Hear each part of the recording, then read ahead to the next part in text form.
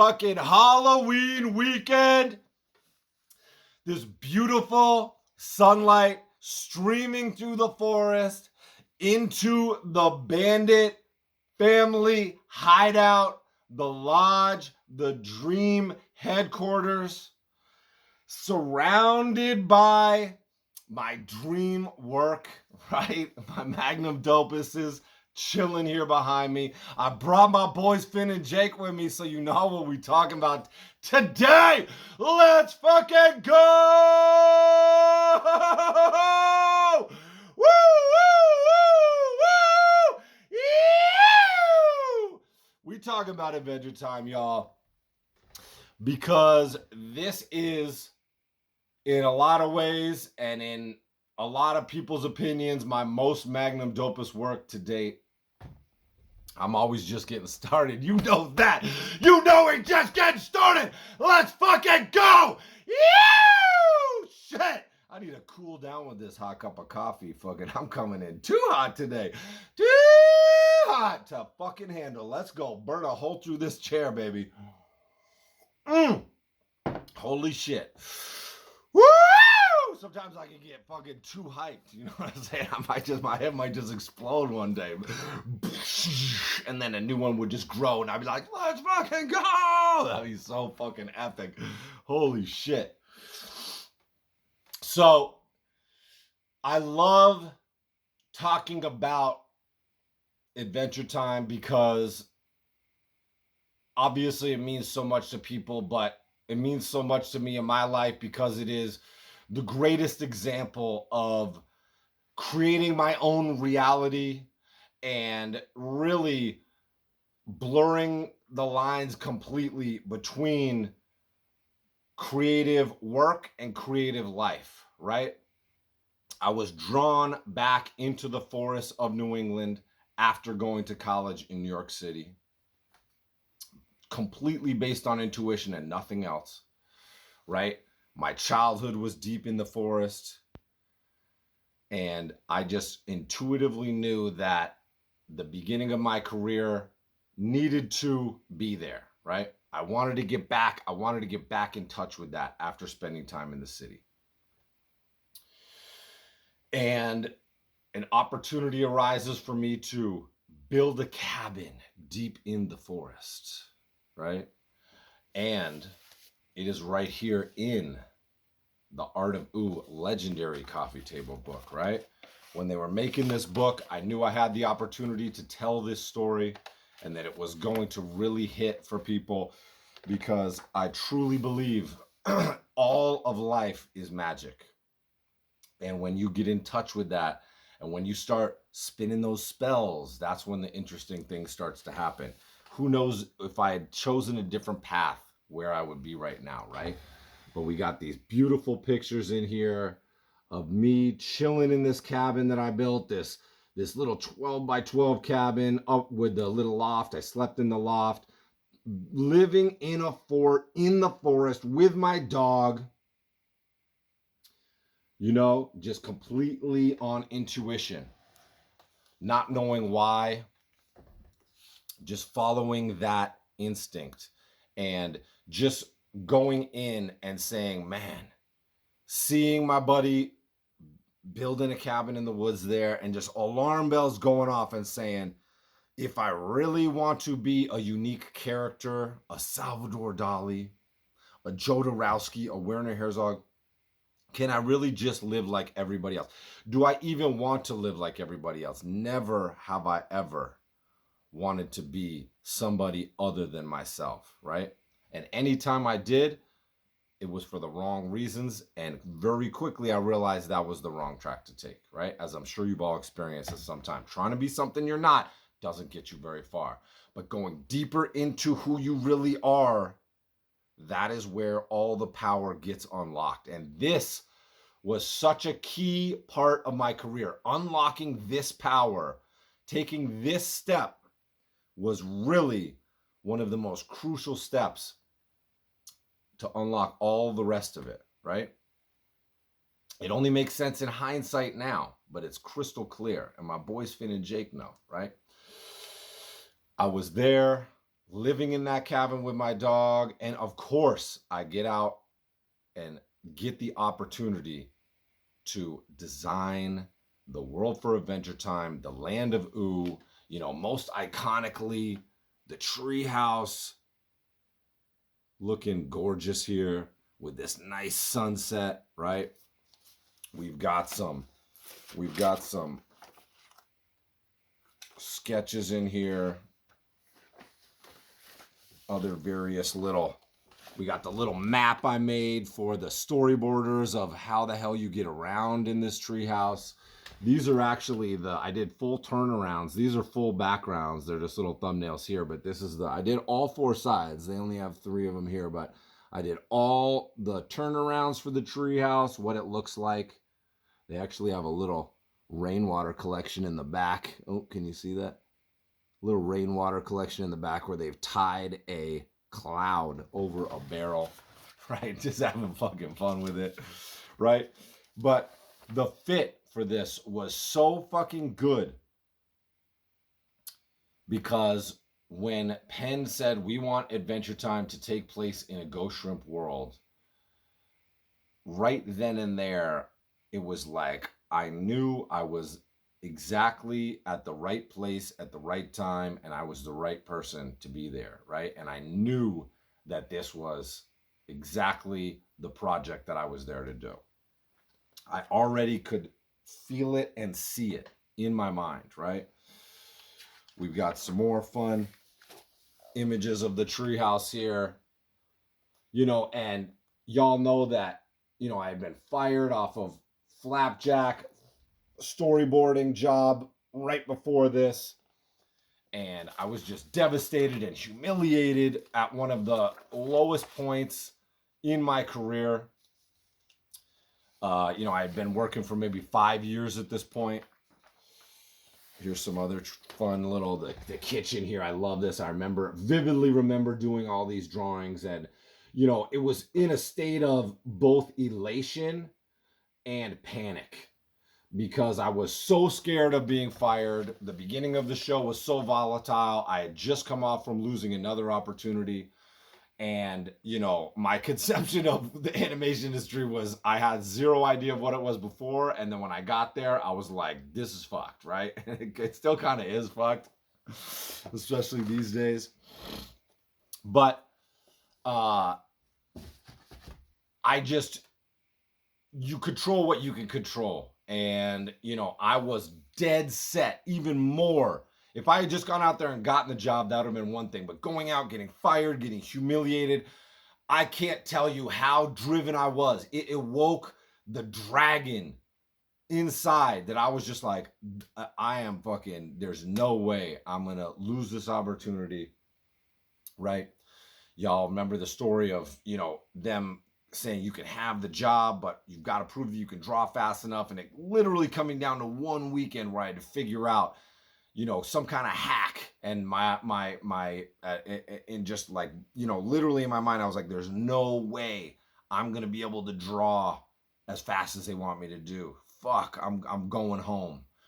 But I was like, I can't be that guy though. I can't be the guy that can't do this job because this is a dream job. If I can't do this, then what am I supposed to do? What am I even talking about here, right?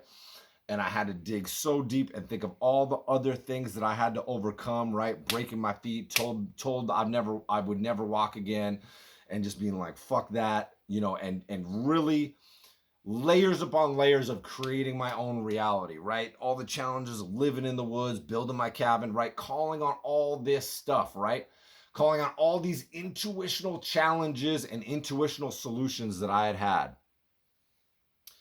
And figuring out, okay, I'm just going to draw in straight pen and I'm just going to fucking crank these things out, and having that eureka moment, getting the job, and really, the whole first year, kind of doing it in a half scared, half elated, just crazy, manic mind state, a state of living. It was wild. I've never experienced anything like it. I don't know if it helped the work or hurt the work, but that's what I had to work with at the time.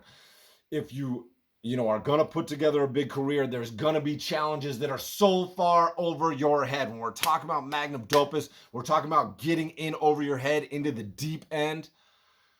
There's nothing deeper than being thrown in to create a world for a show when you've never even done a background before, right? That's a tall fucking order. I can't even believe that I was able to pull it off, right? But here we are with Mount Cragdor on the Happy Meal box, right? A monumental moment, taking my son to get some motherfucking Adventure Time Happy Meal toys at McDonald's. Again, after I talk about personal mythology, after I've been fired from McDonald's at the age of 16 for giving away free food to my best friend, Luke Dubois, right? We got the fucking, the Monopoly board, the Monopoly game, covered with the land of Ooh, the world of Adventure Time. My dad collected all this stuff. Look at that. The Ice Kingdom, the tree house, right? Y'all remember the sketches here, the original sketch of the tree house. This is the first kind of drawing where I was kind of laying it out, figuring it out. There's that map on sticky notes. Fucking animation history right here, y'all. You know what I'm saying? And these early sketches, right? I don't have ones of the treehouse here. There's a big one at my parents' house of the treehouse. It's like 4 sheets of these large. This was a test for the show, and this was the actual design for the Candy Kingdom. How good a fit is that? How much intuition? How much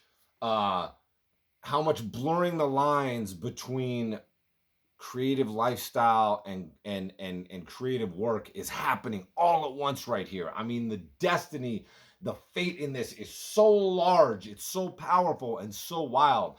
That's almost, I think, why it had to happen that way, right?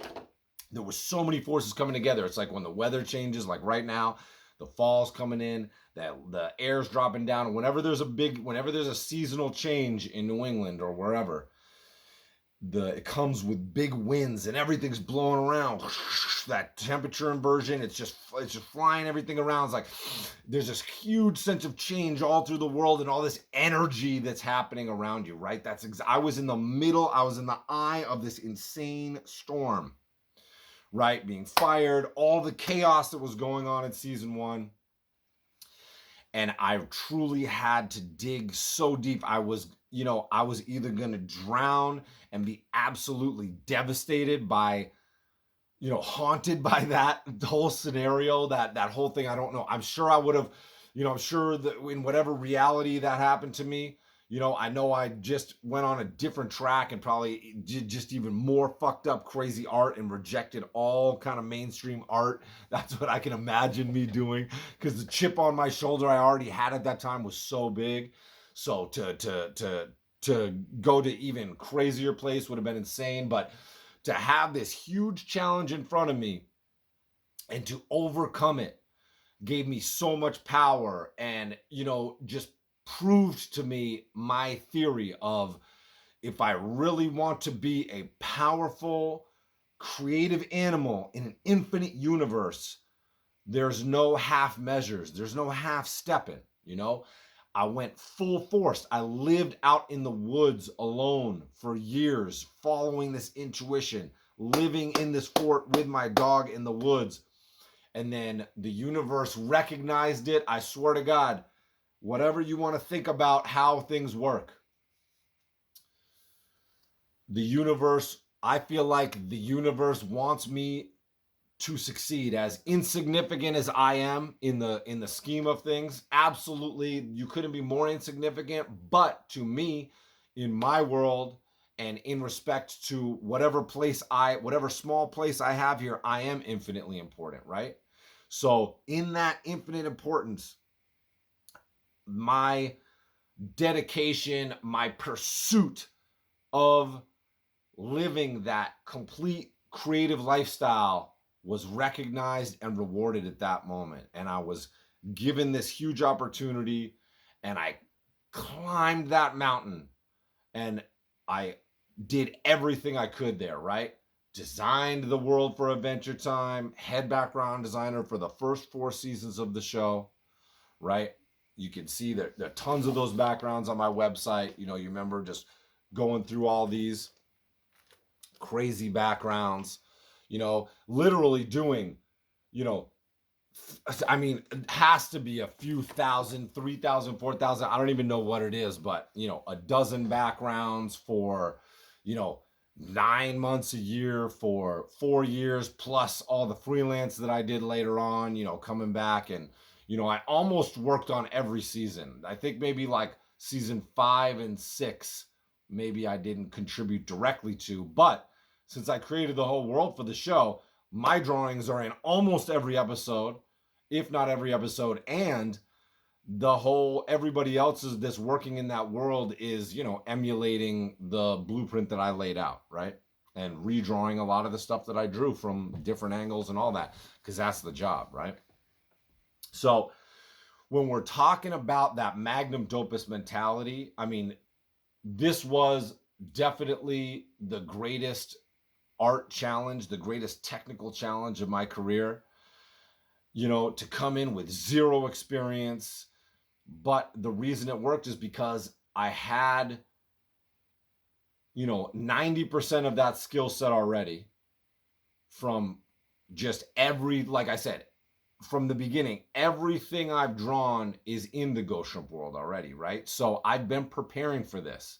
The things that pay off for you are the things that you've already been preparing for, right? The reason the Flapjack storyboarding thing wasn't a good fit was because I really did, I'd done a couple comics and stuff, but that wasn't my natural aptitude. My natural aptitude is storytelling through illustration, right? And that is where I put in the most work. And it was a perfect fit because they want me to put it into that world, into my world, right? They weren't saying, hey, here's the reality of the show, come on in and fit in with that. That's what they were asking me to do on Flapjack. And they were like, it's not going to be a problem. And then, of course, it was, because they didn't like what I brought to it. They're like, oh, it's too dark, it's this and that, right? Just not a good fit. You're going to find things that aren't good fits. And sometimes it takes kind of stumbling into one and looking around a little bit to figure out that it is a good fit. Sometimes you figure out that it's not a good fit. Sometimes they figure out it's not a good fit. I was inspired to try to tackle that challenge, but it just wasn't meant to be, right? And what truly was meant to be was the opportunity to create that land of ooh and everything in it, right? We got my drawings. Those are literally my drawings on the Lego box, which again, love Legos growing up, loved playing Monopoly when I was growing up. Not joking, we would play Monopoly for hours growing up. I mean, it truly is insane. When you look at it and you put it all together, it seems like a movie. It seems like we were like, my life is a movie. Last night was a movie. Like, this seems like a movie. Like, the way it's written is foreshadowed. There's, you get there's challenges. It seems like it's all going to fall apart. It seems like even though I'm this close, it's all going to fall apart. Like, I can't even tell you how fucking convinced there was absolutely no way that I was going to be able to do that job. Like, I have never been more convinced of anything in my life. And when we're talking about irrational confidence, there are sometimes you have to have irrational confidence and go like, everything is telling me that this isn't going to work, but I want this to work so bad, and I feel like it's meant to work, so I have to defy reality. I have to come up and jump up so many levels right now to be able to pull this off, right? Luckily, I had the work ethic. Luckily, I was, like we said, I was already so dedicated, right? I didn't know how to work as fast as they wanted me to work yet until I made that breakthrough of drawing in straight pen like I did in high school, right? But what I did have was the ability to put in enough hours and have enough dedication, and I had the world already just right here. I had to bring it out, right? So if I hadn't had all that, it would have been another failure, right?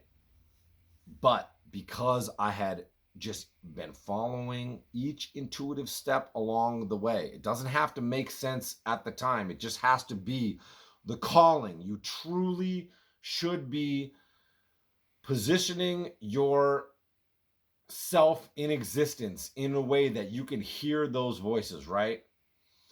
Which is, number one, not listening to other people more than yourself, not getting off on the wrong path, not getting distracted, right? Not filling your cup so full that your brain is so noisy that you can't hear the voice, right? Sometimes that voice of intuition is a very far off voice that sounds kind of strange and magical and abstract.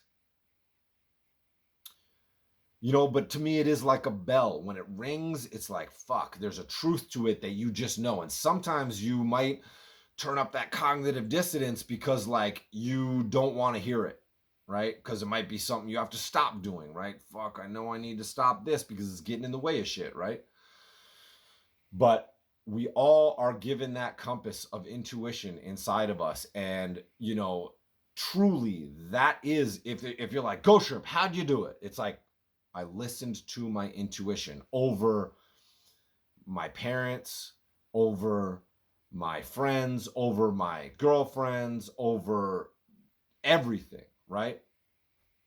And it's not like, it's a tricky magical realm. So it's all trial and error, right? And not every day is a good day, not every day works. Sometimes you're like, all right, what's next, intuition? What's next? And you got to kind of marinate on it for a little bit, but put yourself on that path, put yourself in that lifestyle. When we were talking about it last week, right? Really, truly, everything, it's not just about like breaking your back at the desk. It's about being like a creative monk. And again, I don't know. Everybody, when you say monk, it's like my shit was very monk-like, right? I'm not saying you have to do what I did in any way, shape, or form, right? The specific scenarios that I'm laying out may not be the ones that are going to work for you, but the general ideas, right? The information hopefully will translate. And when you hear those bells ringing, you can be like, yes, I know you've heard them before, right? I feel like when you're a kid, maybe you're closer to it, and maybe some people stray further and further away from it. Some people drown the voices out with, various things that they do. But truly, the Magnum Dopest mindset, the world championship mindset, is that your whole life is built around the core truth, right? What were we just watching? The where he's like this, City Slickers, right? We were just watching City Slickers the other day, and he goes, all you got to know is this one thing, the one thing about life. And everybody's like, what is it? And he goes, you have to figure out what it is, because it's different for everybody, right? For me, it's that creative core, right? Everything being creative, my entire being as creative as possible, right? Creating my whole life as if it was an illustration. That is my thing. Building everything around being a creative, the acknowledgement that I'm a creative animal in an infinite universe. And I want to be able to live and breathe and move like that. I want everything around me to be a project that I'm working on, right? I'm working on this house. I'm working on my forest, right? I'm making trails. I'm doing visual development in real life, in the world, right? Out right here, bringing artists from all over the world here, right? Doing this workshop, everything around me, like having these creative conversations, raising my creative IQ, right? Listening to you guys, what's your experience of creativity? Learning from you guys, right?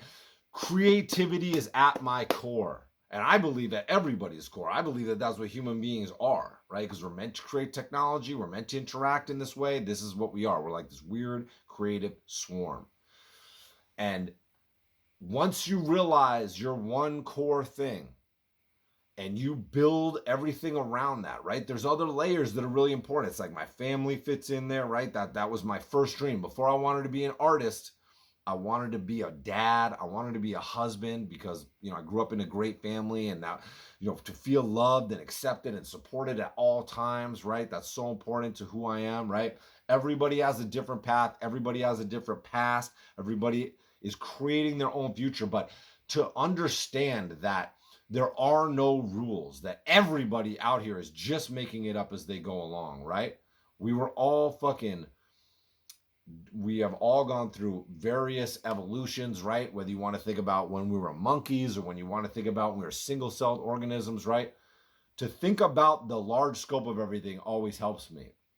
And to think that slowly human civilization built up with its rules and all this stuff to function the way it wants to function. But really, truly, you have the ability to, within that, create your own game. It's this wild game, but the rules are incredibly malleable. There are no rules. You can really make your own rules, right? You can't break certain rules where you're living. I can't go around murdering a bunch of people. That's going to catch up with me, right? But like, you can really, reality is incredibly malleable, and you need to get in and really start to feel that. Get to a place where you can feel like you are creating reality, manipulating reality, right? Because if I hadn't felt that way, I would have made completely different decisions in my career, and it would have taken a completely different path, right? And I would have stepped off this path of being a super powerful, creative animal that is shaping its world just like the beaver does, right? The beaver comes in where there's this little stream and it goes, nah, I'm about to fucking chew down these trees and make this entire pond, and then I'm gonna fucking make this other pond in front of that, and I'm gonna just create my whole own reality so that I can do what I need to do so that I can live the life that I'm here to live, right? What is your habitat? What is your reality that you are creating, right? We're talking about the lifestyle shit. We're talking about the habits and routines. When we're talking about the pie chart, right? I hope everybody worked on their pie chart of what your kind of breakdown of your lifestyle looks like right now in pie chart form. What I want you to do this week, and we'll talk about it in the chat today, what I want you to do this week is do another pie chart of what your dream breakdown looks like, right? You have what it is now, right? Now I want you to make a pie chart thinking about, man, what am I going towards? What's my goals of the breakdown of my life? What's the goals of my time breakdown here, right? I know some of you have kids, some of you don't, some of you have jobs, some of you don't, right? It's like everybody has a different puzzle to solve. Everything in life is a puzzle. You are a puzzle. Your relationships are a puzzle. Every job is a puzzle, right? Every single interaction in life is some kind of puzzle that you are here to solve, right? And you can solve it by looking on other people's papers and, what is he doing? Okay, I'll just do that. The lazy way. Or you can be like, let me figure out my own solution to this, right? I learned that if there is a right or wrong answer to a question, I'm not your guy, and that's not my reality. I need to always come with creative solutions, creative answers. Those are the only kind that make sense to me. That's why I was so bad at school, right? But that's why I'm so good at getting out and living life, because life is truly a creative proposition. People want to trick you and convince you that it's different than that. But everything in life is a creative proposition, and you can come up with your own creative solution for it. It might take you a little bit of time. It might take, building up habits and routines to get there, right? But you can do it, right? All right, we're going to wrap it up there. I'm going to jump into these chats with y'all today. Can't wait on this spooky Halloween weekend. Let's fucking go, y'all! Magnum Dopest!